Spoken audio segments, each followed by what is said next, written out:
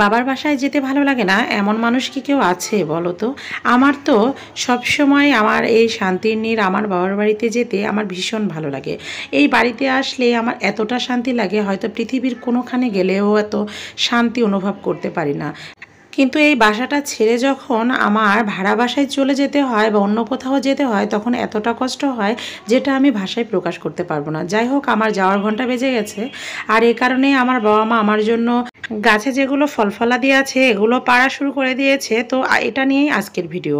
Hello বন্ধুরা, আসসালামু আলাইকুম। আমাদের বাড়ির একদম চারিপাশ দিয়ে প্রচুর আমের গাছ আছে, আর এই আম এবং কাঁঠালের গাছ কিন্তু আমার বাবা নিজে হাতে লাগিয়েছে। প্রত্যেকটা বছরই এই গাছগুলোতে প্রচুর পরিমাণে আম কাঁঠাল আসে। দুর্ভাগ্যবশত এবছরই তুলনামূলক অনেকটা কম এসেছে আম। আমাদের বাড়ির একদম খুব কাছাকাছি রেল লাইনটা, আর এই রেল লাইনে এখন ট্রেন যাচ্ছিল, এটারই একটু ভিডিও শ্যুট নিলাম। আম তুলনামূলক কম আসলেও আমাদের গাছগুলোতে কিন্তু অনেকটা বড় বড় কাঁঠাল এসেছে। তো এই তো একটা গাছে একদম নিচেই বড় বড় 6টা কাঁঠাল ধরেছিল, এটারই একটু ভিডিও শ্যুট নিলাম। কাঁঠালগুলো অনেকটা মাটিতেই ঠেকে গেছে, এরকম বড় বড় হয়েছে। কাঁঠাল খেতে আমার খুবই ভালো লাগে, তার চেয়েও বেশি ভালো লাগে কাঁঠালের বিচি দিয়ে তরকারি রান্না করে খেতে।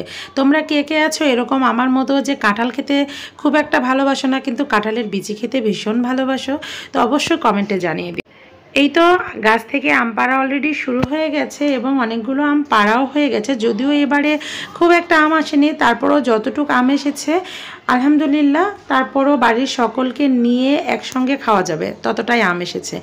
এই কাঁচা আমগুলো দেখে কার কার লোভ লাগছে মাখিয়ে খাওয়ার অবশ্যই কমেন্টে জানিও। আমার তো ভীষণই ইচ্ছে করছিল মাখিয়ে খেতে, কিন্তু তখন সময়ের অভাবে মাখিয়ে খেতে পারিনি।